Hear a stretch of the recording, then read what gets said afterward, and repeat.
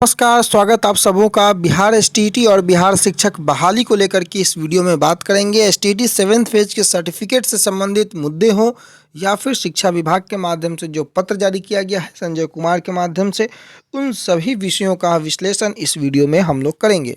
सबसे पहले हम आपको शिक्षा विभाग में प्रधान सचिव संजय कुमार के माध्यम से जो पत्र जारी किया गया है उसके क्या मायने हो सकते हैं। कई लोग कई प्रकार के कयास लगा रहे हैं, तो उन बिंदुओं को हम लोग सबसे पहले देखेंगे। और आपके स्क्रीन पर अभी वो पत्र है जो कि कल देर शाम जारी हुआ और लगभग आग की तरह ये खबर फैल गई कि शिक्षा विभाग ने एक नया पैंतरा चाला है।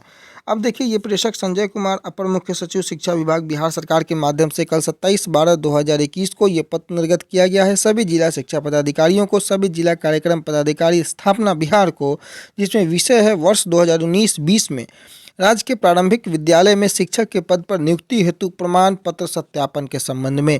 आप प्रमाण पत्रों के सत्यापन की अगर आप बात कर ले तो आप ध्यान देंगे तो सितंबर अक्टूबर से ही ये बातें खत्म करने की बातें लगातार पत्रों के माध्यम से जारी किया गया है। सबसे पहले प्राथमिक शिक्षा निदेशक के माध्यम से 31/10/2021 का डेट जारी किया गया और अब जो है प्रधान सचिव शिक्षा विभाग के संजय कुमार के माध्यम से ये पत्र जारी किया गया है। इसमें लिखा क्या गया है, उपयुक्त विषय प्रासंगिक विषय का स्मरण करें जिसके माध्यम से वर्ष 2019-20 में राज्य के प्रारंभिक विद्यालय में शिक्षक के पद पर नियुक्ति हेतु चयनित अभ्यर्थियों के शैक्षणिक और प्रशैक्षणिक प्रमाण पत्रों का सत्यापन दिनांक 31/10/2021 तक अनिवार्य रूप से कराने का निर्देश दिया जाता है। ये पहले जारी किया गया था।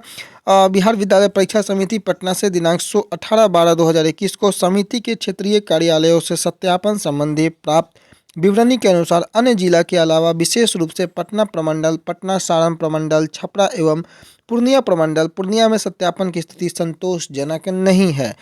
आप अवगत हैं कि आम पंचायत चुनाव 2021 के पश्चात तृतीय चक्र के काउंसलिंग की तिथि निर्धारित की गई है, जो कि दिनांक 28/1 यानी कि 28 जनवरी 2022 तक निर्धारित है और ये उस समय तक पूर्ण हो जाएगी। अतः निर्देश है कि सभी चयनित अभ्यर्थियों के शैक्षणिक प्रशैक्षणिक प्रमाण पत्रों का सत्यापन अनिवार्य रूप से फरवरी के तीसरे सप्ताह तक पूर्ण करा लिया जाए, ताकि तदुपरांत नियुक्ति की प्रक्रिया प्रारंभ किया जाए। और निर्धारित समय सीमा के अंतर्गत प्रमाण पत्रों के सत्यापन में अगर विलंब होती है, उस स्थिति में इसकी सारी जिम्मेदारी जिला शिक्षा पदाधिकारी की होगी। यानी कि एक बार पुनः जो तारीख है वो फरवरी के तीसरे सप्ताह यानी कि 21 फरवरी के बाद का जो तारीख है वो तय हुआ है नियुक्ति पत्र वितरण करने का।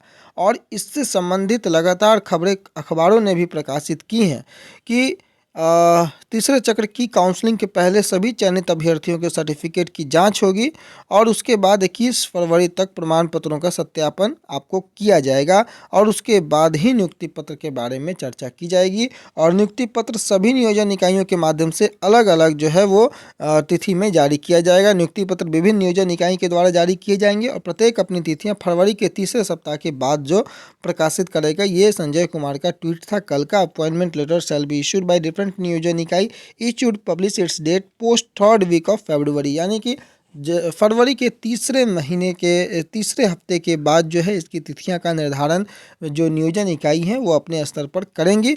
तो देखना ये दिलचस्प होगा कि क्या विभाग तीसरे हफ्ते के फरवरी के तीसरे हफ्ते तक सत्यापन जो है सर्टिफिकेट का वो कर पाता है या पुनः लेट लतीफ़ी का दौर चालू रहता है।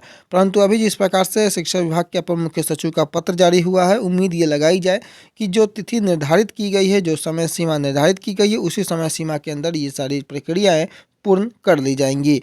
अब अगर हम बात करें एसटीईटी को लेकर के, तो दोस्तों एसटीईटी के 7th फेज़ का नोटिफिकेशन ही डिपेंड करता है कि 6th फेज़ कब खत्म होगा। ये मैंने लगातार बात की है। अगर आप सचिवालय में जाकर के अधिकारियों की बात करें तो अधिकारियों का स्पष्ट ये कहना होता है कि 6th फेज़ के खत्म होने के साथ ही 7th फेज़ की प्रक्रिया शुरू हो जाएगी।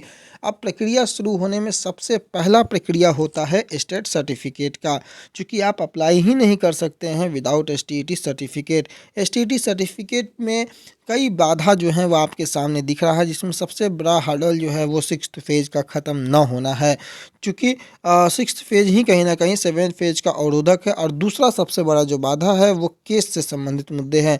लोग पटना हाई कोर्ट में केस कई मुद्दों पर किए हैं, चाहे वो क्वालिफाई की तरफ से हो, चाहे वो मेरिट की तरफ से हो। मेरिट की तरफ से आप लोगों को पता है कि मसला 12/481 का हो या फिर मिश्रा जी के केस का हो। एक अन्य केस पटना हाई कोर्ट में मेरिट वालों की तरफ से, साथ ही साथ एक PIL। तो 4 केस जो है वो मेरिट वालों की तरफ से पटना हाई कोर्ट में ऑलरेडी लंबित पड़ा हुआ है। उसके पहले का केस जो क्वालिफाई डिसक्वालीफाई वाला जो केस था वो भी ऑलरेडी लंबित है पटना हाई कोर्ट में। तो इतने सारे जो कोर्ट केस है ये भी सरकार को कहीं ना कहीं मौका देते हैं, लेट लतीफ़ी का ये कारण बनते हैं। तो सरकार को सर्टिफिकेट जारी करना होगा, तभी जा कर के वो 7th फेज के नोटिफिकेशन में कैंडिडेटों को अप्लाई करने का मौका दे सकती है।